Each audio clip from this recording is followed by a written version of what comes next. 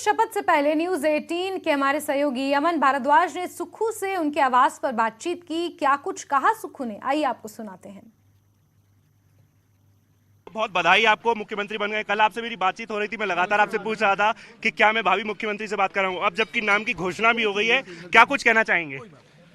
मैं आप सबका भी धन्यवाद करना चाहूँगा, हिमाचल की जनता का भी धन्यवाद करना चाहूँगा।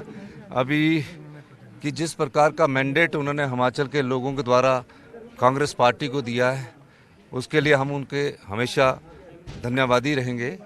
और मैं एक बात और स्पष्ट तौर पर करना चाहता हूं कि आप सब मीडिया के लोग भी काफ़ी दिन से यहाँ थे और काफ़ी कुछ आपने कवरेज किया, आपका भी मैं धन्यवाद करना चाहता हूं इन्हीं शब्दों के साथ, क्योंकि मुझे अभी जाना है।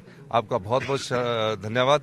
आपके साथ 4 बजे हम एक सवाल और, ओपीएस का जो मुद्दा था लगातार रहा, अब जबकि लोग भी उम्मीद कर रहे हैं आपसे, क्या पहली कैबिनेट में कुछ ऐसा फैसला हम उम्मीद कर सकते हैं ओपीएस को लेकर, या तमाम जो वादे किए गए थे? देखिए, जो प्रियंका गांधी जी ने वादा किया है वो पहले ही कैबिनेट में होगा।